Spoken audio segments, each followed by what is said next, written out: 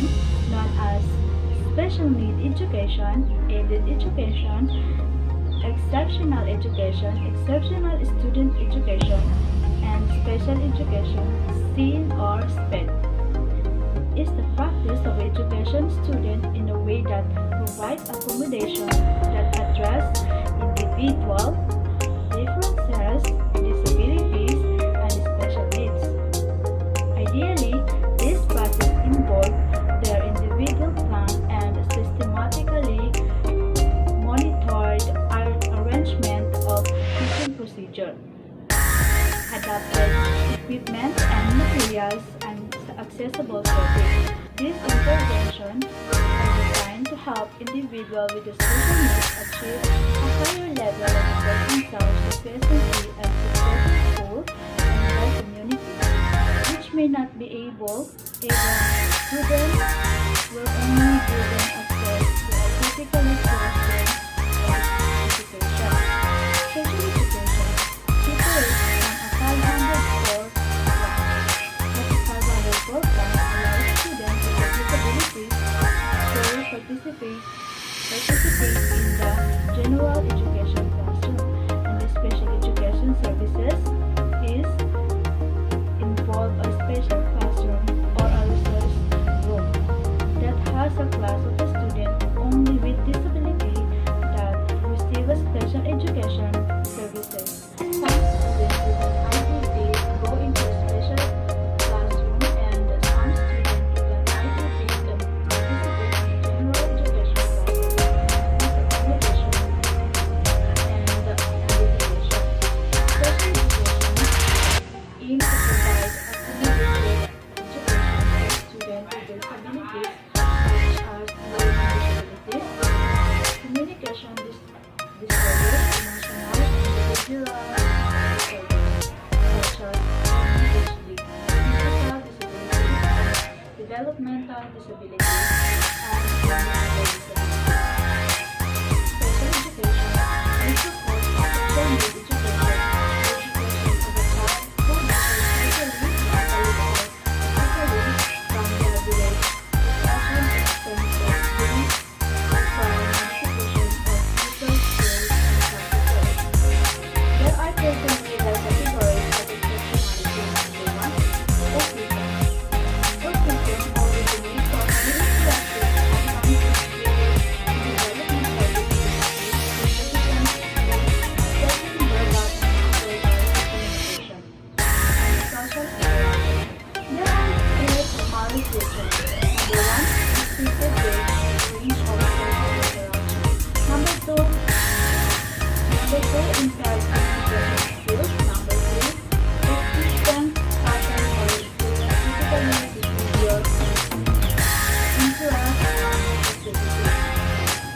So, how do you deal with the behavior of adults? First, learn more explicitly with the principles behind verified and monitor other concepts and principles. Second, also ask them to explain what aspect of the work is causing them and attempt to make that clear. And third, autistic students can feel overwhelmed by a constant flow of facts without context or pattern. Number four, what kind of autistic behavior do you have in your mind? Deaf blindness, a hearing and visual impairment. Deaf blindness is a combination of the sight and hearing loss that affect a person's ability to communicate, access information, and get around. It's also sometimes called dual sensory loss and multi-sensory impairment. So, how do you teach a person with deaf blindness disabilities? Number one, patience. You need to be patient in teaching people with deaf blindness disabilities. Number two, respect and willingness to find a way to communicate. That is the best way. Number three, when you approach a person with deaf blindness, identify yourself and speak directly to them.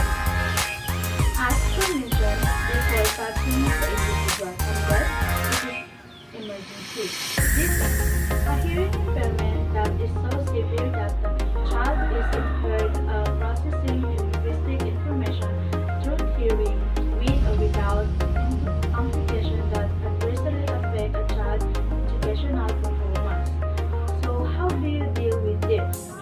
There are classes at some schools that teach sign language or you can learn the basic from the books. But if you want to be effective or more effective, it will take a lot of practice and if you socialize with this group. They can help you sharpen your skills when you learn from being inquisitive. I know from this observation that not all hearing people who want to learn can get the knack as another can see.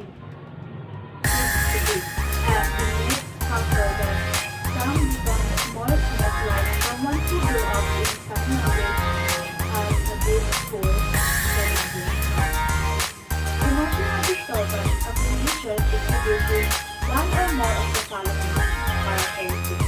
Over a long period of time, and will mark the degree that adversely affects a child's education, educational performance, inability to learn that cannot be explained, inability to build or maintain a constructive interpersonal relationship with them, inappropriate type of behavior, a general pervasive mode of unhappiness, a tendency to develop physical symptoms of guilt with personal or social problems. So, how to deal with this emotional disturbance disability? Number 1. Just listen the emotion and not the words. Remember when you have such a emotion, then if the subject is really not worth to be emotional about it, just listen to the emotion and think to yourself. Number 2. He or she is very angry, sad, happy, or scared right now. That's okay. Number 4. Number 3. Do not add with word or with resistance. Well, perhaps just hug or kiss is possible. Hearing impairment. An impairment in hearing, whether permanent or fluctuating, that adversely affect a child's educational performance, but that is not included under the definition of deafness. Hearing loss make it hard to hear or understand sounds. This happens when there is a problem with one or more parts of your ear. The noise comes from the ears or the hearing part of the brain. Some people are born with hearing loss. You can prevent this kind of hearing loss. So, how to deal with them? Number 1, ask which is their good side. Frequently, one ear is better than another. Number 2, don't yell. Number 3, look at them. Don't cover your lips with your hands while talking. Don't turn away during a sentence or turn away and continue speaking. It's like pointing you're pointing the whiteboard. Okay. Number 4. Make sure they are looking at you and paying attention when you talk. People with hearing loss often must concentrate to understand what they hear. You can drop a sentence in the ear and assume they are focused on hearing it. Number 5. Enunciate, but not obnoxiously. Number 6. Just disability. A significantly sub-average general intellectual function, existing concurrently with differences in adaptive behavior and manifested during the developmental period that adversely affect a child's educational performance. So now, how to deal with person with intellectual disability? Accommodation may perhaps difference for the person with a learning disability. They may need medical or special tutoring or special conditions. Under circumstances, they may find a way around the disability, making it unnecessary to accommodate them for this. Sometimes they may outgrow the condition enough to keep it from hindering them further. Some never are reduced or eliminate the problem.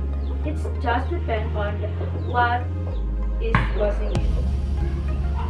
Multiple disabilities, a concomitant impairment such as mental retardation, blindness, mental retardation, or orthopedic impairment in children. The combination of which causes such severe educational needs that they cannot be accommodated in special education solely for one of the impairments. So, how to deal with the person with multiple disabilities?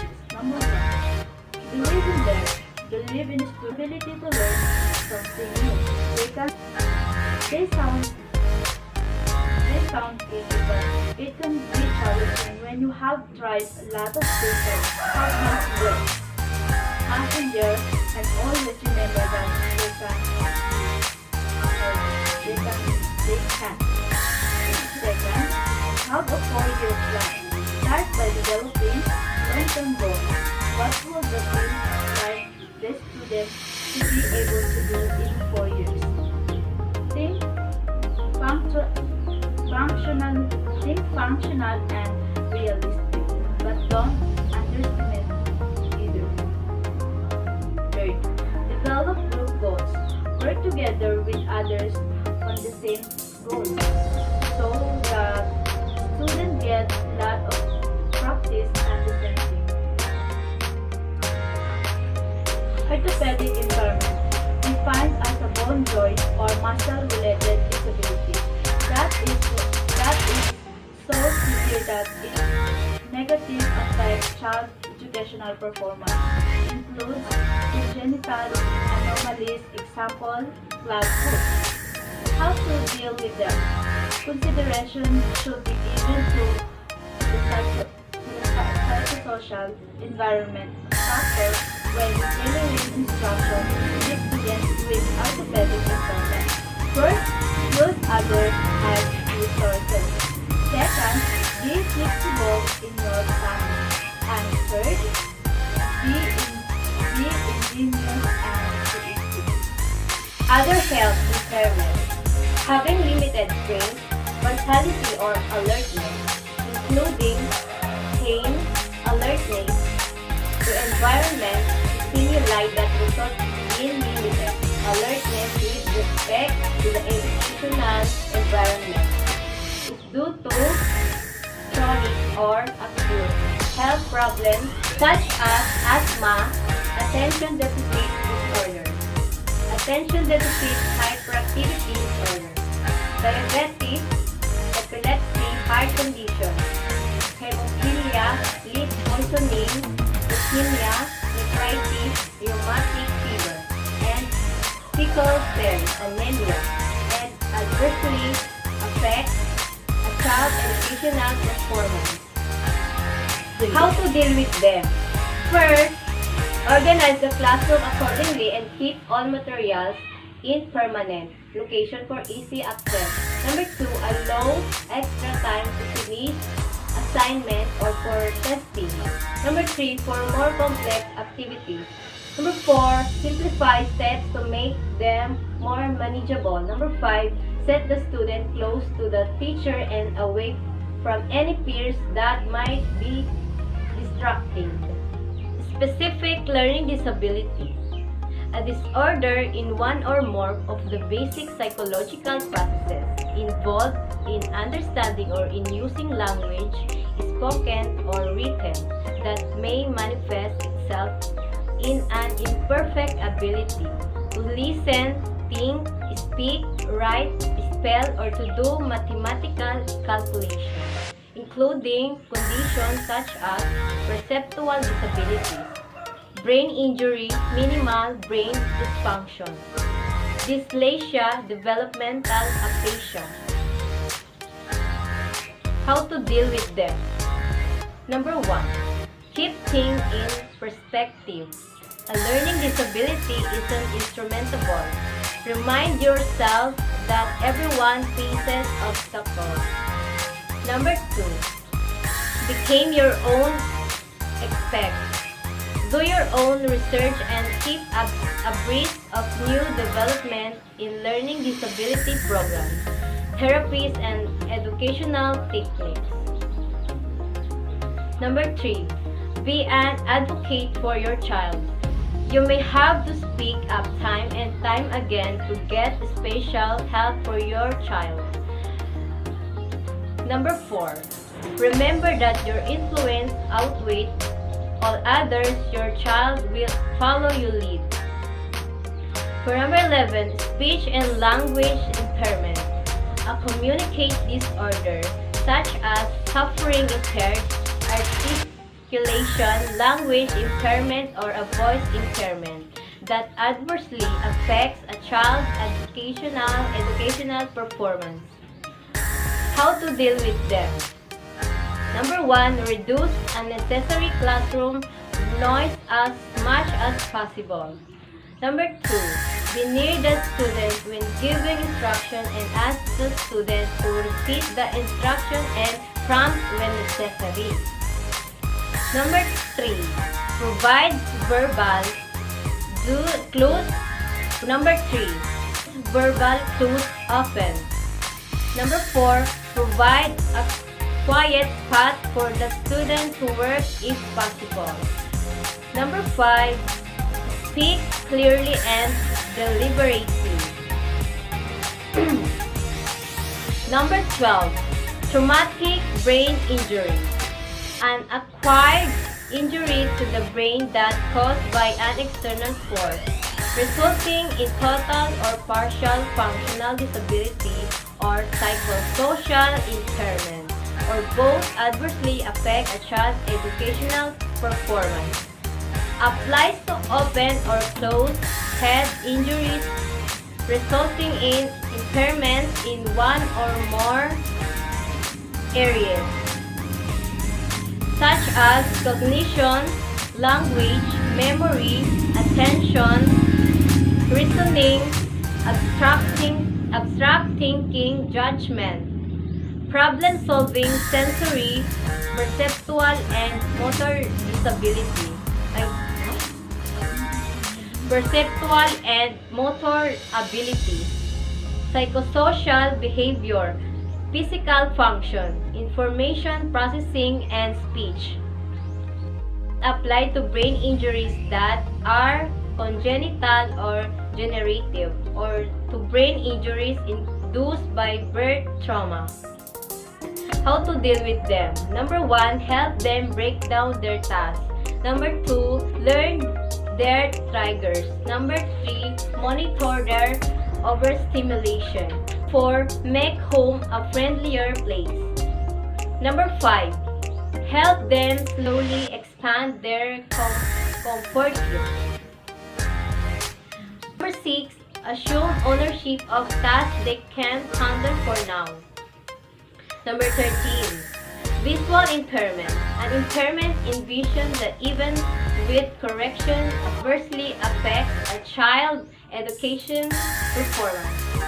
Includes both partial sight and blindness. How to deal with them? Number 1, encourage the student to use visual aid resources that have been prescribed. Example, glasses, magnifiers, big print books, etc. Number 2, seat the student appropriately in the classroom. Example, in the middle towards the front. For number 3, make sure lighting is suitable. For number 4, make effort to eliminate the risk of glare from the desk whiteboard.